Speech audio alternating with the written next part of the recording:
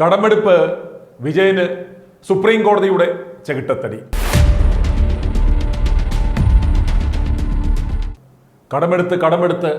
കടമെടുപ്പിന്റെ സകല സീമകളും ലംഘിച്ച കടം വാങ്ങി വിജയന് സുപ്രീം കോടതിയുടെ കനത്ത പ്രഹരം.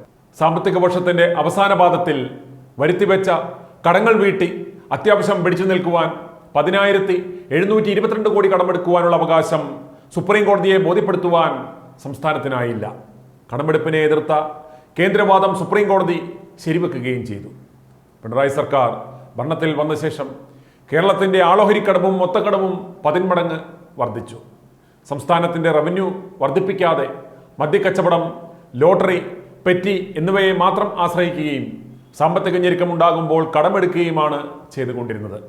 അതുപോലെ ജനങ്ങളുടെ കണ്ണിൽ പൊടിയിടുവാനും വീണ്ടും അധികാരത്തിൽ വരുവാനും കടമെടുത്ത് ജനങ്ങൾക്ക് കിറ്റ് നൽകി. നിലവിലുള്ള ക്ഷേമ പെൻഷൻ സമയത്ത് കൊടുത്തു തീർക്കുവാൻ പറ്റാത്തവർ ക്ഷേമ പെൻഷനും വർദ്ധിപ്പിച്ചു. ഒരു വശത്ത് കടം പെരുകുമ്പോൾ ആഡംബരങ്ങൾ കാട്ടിക്കൂട്ടി.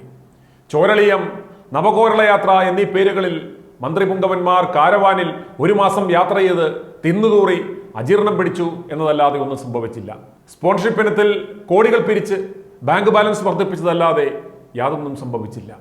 ഇപ്പോൾ സാമ്പത്തിക വർഷം അവസാനിച്ചപ്പോൾ കടമെടുത്ത് ദൂർത്ത് മറയ്ക്കുവാനുള്ള ശ്രമത്തിനാണ് കേന്ദ്രം തടയിട്ടത്. സംസ്ഥാനത്തിന്റെ കടമെടുക്കുവാനുള്ള അവകാശത്തെ തടയുന്നേ എന്ന് നിലവിളിച്ച് സുപ്രീം കോടതിയിൽ പോയതാണ്. അതിപ്പോൾ ഇരട്ടക്കുരുക്കായ അവസ്ഥയിലായി. യാതൊരു മാനദണ്ഡവുമില്ലാതെ കടമെടുപ്പ് തുടർന്നാൽ കേരളത്തിന് ശ്രീലങ്കയുടെ അവസ്ഥ ഉണ്ടാകുമെന്ന് സാമ്പത്തിക വിദഗ്ധർ മുന്നറിയിപ്പ് നൽകുന്നു. കടമെടുപ്പ് പരിധിയിലെ കേന്ദ്ര മാനദണ്ഡങ്ങളെ ചോദ്യം ചെയ്തുള്ള കേരളത്തിന്റെ ഹർജി 5 അംഗ ഭരണഘടനാ ബെഞ്ചിന് വിട്ടുള്ള സുപ്രീം കോടതി ഉത്തരവിൽ കേരളത്തിനെതിരെ ഗുരുതര പരാമർശങ്ങൾ നടത്തിയിട്ടുണ്ട്. 10,722 കോടി രൂപ കടമെടുക്കുവാനുള്ള അവകാശം ബോധ്യപ്പെടുത്തുവാൻ സംസ്ഥാന സർക്കാരിന് ആയില്ലെന്നാണ് സുപ്രീം കോടതി ഉത്തരവിൽ പറയുന്നത്. കേരളത്തിനെതിരായ കേന്ദ്രവാദം ശരിയെന്നും അധികമായി സംസ്ഥാനത്തിന് കടമെടുക്കുവാൻ ഇനി അവകാശമില്ലെന്നും സുപ്രീം കോടതി വ്യക്തമാക്കി.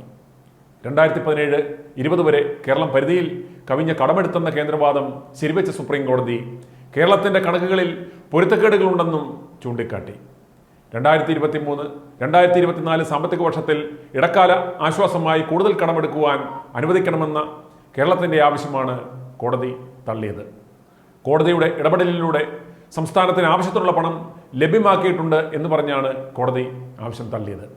ജസ്റ്റിസ് സൂര്യകാന്ത്, KV വിശ്വനാഥൻ എന്നിവരുടെ ബെഞ്ചിലാണ് കേസ് പരിഗണിച്ചത്. കഴിഞ്ഞ മാസം ആദ്യം കേസ് പരിഗണിച്ച സുപ്രീം കോടതി കേരളത്തിന് 13,608 കോടി രൂപ കടമെടുക്കുവാൻ അനുമതി നൽകിക്കൊണ്ട് ഉത്തരവിട്ടിരുന്നു. ബാക്കി കടമെടുപ്പ് പരിധിയുടെ കാര്യത്തിൽ കേന്ദ്ര സർക്കാരുമായി ചർച്ച നടത്തുവാനാണ് സുപ്രീം കോടതി അന്ന് നിർദ്ദേശിച്ചത്. 26,000 കോടി രൂപ കടമെടുക്കുവാൻ ഇടക്കാല ഉത്തരവിലൂടെ അനുവദിക്കണമെന്നായിരുന്നു കേരളത്തിന്റെ ആവശ്യം. വിഷയത്തിൽ വാദം പൂർത്തിയാക്കിയിരുന്നു. 2023-24 സാമ്പത്തിക വർഷത്തെ കടമെടുപ്പ് പരിധി ഉയർത്തുവാനുള്ള വിഷയത്തിൽ കോടതി നിർദ്ദേശം അനുസരിച്ച് ചർച്ച നടന്നിരുന്നു എങ്കിലും കേന്ദ്രവും സംസ്ഥാനവും തമ്മിൽ ധാരണയായിരുന്നില്ല. ഇതോടെ വരും ദിവസങ്ങളിൽ സർക്കാർ ജീവനക്കാരുടെ ശമ്പളം ഉൾപ്പെടെ മുടങ്ങുവാനാണ് സാധ്യത. i2i News, an eye for truth. i2i News subscribe ചെയ്തിട്ടില്ലാത്തവർ ഇപ്പോൾ തന്നെ സബ്സ്ക്രൈബ് ചെയ്യുക. നോട്ടിഫിക്കേഷൻ ലഭിക്കുവാൻ ബെൽ ബട്ടണും അമർത്തുക.